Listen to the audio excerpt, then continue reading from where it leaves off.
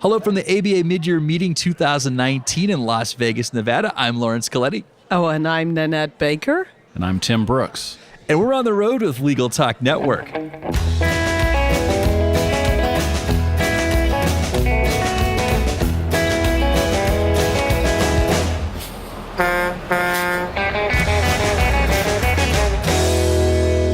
And we're back. It's my privilege and pleasure to welcome a couple of judges. We're not in chambers, but it is a wonderful privilege to have you guys here. So I want to introduce first Chief Magistrate Judge Nannette Baker. Welcome to the show. Well, thank you. Thank you for having us here. And next, District Judge Timothy Brooks from the Western District of Arkansas. Also welcome to the show. Thank you very much. Pleasure to be here. Well, thank you, Your Honors, for joining us. We've been traveling with the American Bar Association for several years, and, we see that judges gather and they discuss a lot of things, and we've never really kind of gotten behind the scenes here. And so I know this is just the American Bar Association is a tremendous volunteer organization, and when judges show up, it's got to be something worth their time. So I wanted to reach out and see what you guys are doing. So you guys are here at the National Conference of Federal Trial Judges Executive Committee meeting. So let's start with that. Give me the 50,000 foot on this meeting. Well, first of all, I'll tell you a little bit about the National Conference of Federal Trial Judges. We are the home for the Article 1 and Article 3 judges, which includes United States District Judges, Magistrate Judges, Bankruptcy Judges, Claims, Tax, and International Trade Court Judges. So it's quite a few of the judges who are all part of the trial courts. And we get together, we discuss policy, we discuss educational programming, and a lot of other issues that are specific to the federal judiciary. Okay, so let's talk. I think the first place I'd like to begin is the membership. So who's included? I know it's not always very obvious. We're doing a little pregame about it. Who's included in your membership base? Well, this is the only organization of federal judges where you have district judges such as Judge Brooks and who's an Article 3 judge, and Article 1 judges such as myself as a magistrate judge, and the bankruptcy judges. And we also have a member of our committee who is a tax court judge, and we have international trade court judges. A lot of people don't even know who the international trade court judges are. We also have claims judges. So it is the one place where you can have judges from all of these different areas of the federal judiciary become members, and we all serve in leadership roles. So we try to rotate it. One year we may have a district court judge who is our chair, and the next year it might be a magistrate judge or a bankruptcy judge or a tax court judge. And we learn a lot about the other types of judicial jobs through this. For example, I've had the opportunity to learn what tax court judges do. I didn't know that before I became a member of this committee. Do tax court judges scare you, Your Honor? No, I'm glad they are there, because as long as they are doing the job, we don't have to. Mentioning the tax court judges, we actually just did a webinar that I moderated. This is the second one we've done on the tax court. So I have learned quite a bit about the tax court, moderating what types of claims come before the tax court. The tax court judges travel around the country. Oh, yes. That's interesting. Yeah, they are everywhere. Our Judge Juan Vasquez, who is on our executive committee, will be in Alaska for 2 weeks, and then he'll be in South Texas, and next he'll be in New York. He travels everywhere doing these tax court cases. So it is very interesting, and I think they are the only ones who travel like that. And I think included amongst your membership ranks are attorneys as well. Well, yes. The Federal Trial Judges Conference is one among several conferences of what is known as the Judges Division of the American Bar Association. So there are state trial court judges, federal trial court judges, specialty court judges, and part of that is actually the lawyers' conference, which sounds a little counterintuitive, but there are a lot of opportunities in that fashion to have topics that are of interest to the bench and the bar. I discovered, through our pregame that you meet a few times a year, which is pretty active. I mean, some of the groups that we know will meet, they'll have their primary meeting once a year, sometimes twice a year at the mid-year and annual meeting. But obviously there's some issues that need to be covered. So what are some of the key top issues that you're discussing when everybody's getting together?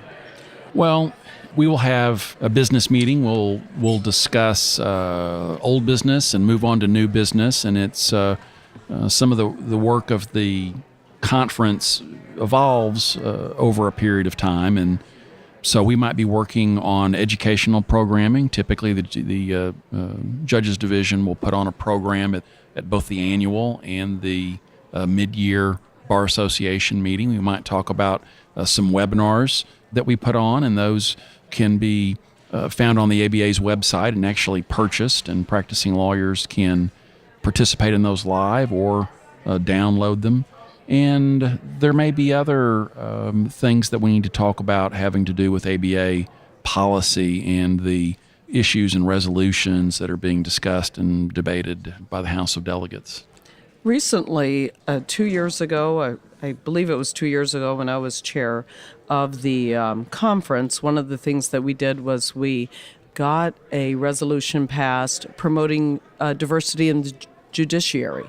And that was pretty much the focus for that year, because you have to get the other members of the judicial division to agree that this resolution should go forward. You have to get a lot of buy-in. You have to work with a lot of different entities. So that was one of the things that we had done. And one of our issues this year that we are working with the judicial division, the main judicial division on, is coming up with a model code of conduct for law clerks. There was some publicity in the fall regarding law clerks being trained by a private entity and being told that they could not disclose the materials that were being used to train them. And these were law clerks who were going to be going into federal practice, and this was what was proposed. And while the federal judiciary does have a code of conduct for law clerks, there is not a national model code, and that would be something that the ABA would have to take on. So it is something that we're just in the preliminary phases of looking into and seeing if we can't get a model code done.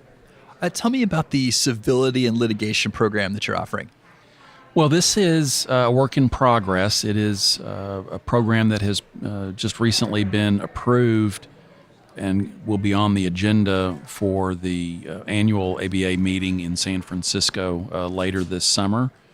And the basic premise is that we seem to be seeing increases in lack of civility being demonstrated, and this is at all levels, but principally between lawyers in the discovery process, and that only tends to drive up the costs of litigation. It's not befitting of the profession, and so we're going to come up with some programming that addresses these issues.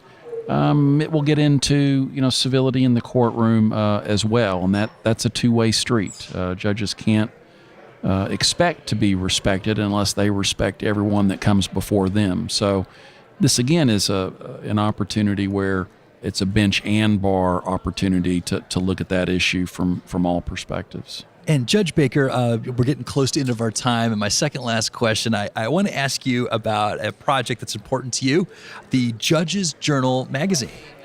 Yes, the Judges Journal magazine is of great importance. I am one of the co-chairs of the editorial board of the Judges Journal magazine.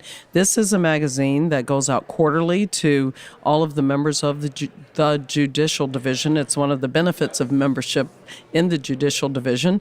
In this past summer, we had an issue on bail reform, which was quite a timely issue because it's being discussed in many, many states now.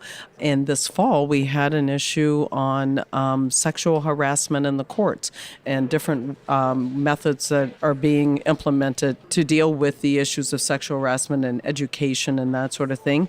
Our current issue is in the best interest of children, and it just came out, and it's available here at the annual meeting. So we've had quite a few things, and we are looking forward to many more issues. All right, before we close out, I have just one last question for you. For our listeners out there, they want to get a hold of you, they want to get involved, learn more about your volunteer work. How can they find you? I am with the Western District of Arkansas. That's headquartered in Fort Smith, Arkansas. I actually chamber in Fayetteville, but you can find our website and contact information online. And I'm in the Eastern District of Missouri. I'm in St. Louis, Missouri, and it's the United States District Court in the Eastern District of Missouri. And again, we also have a website. Well, we've reached the end of the road for today's episode, but I want to thank Chief Magistrate Judge Nannette Baker and District Judge Timothy Brooks of Western District of Arkansas for joining us today. Well, thank you. Thank you. And I also want to thank our listeners for tuning in. And if you like what you heard today, please subscribe, rate, and review us on Apple Podcasts, Google Podcasts, or your favorite podcasting app. We'll see you next time for another episode of On the Road with Legal Talk Network. If you'd like more information about what you've heard today, please visit LegalTalkNetwork.com. Subscribe via iTunes and RSS. Find us on Twitter and Facebook, or download our free Legal Talk Network app in Google Play and iTunes. The views expressed by the participants of this program are their own and do not represent the views of, nor are they endorsed by, Legal Talk Network, its officers, directors, employees, agents, representatives, shareholders, and subsidiaries. None of the content should be considered legal advice. As always, consult a lawyer.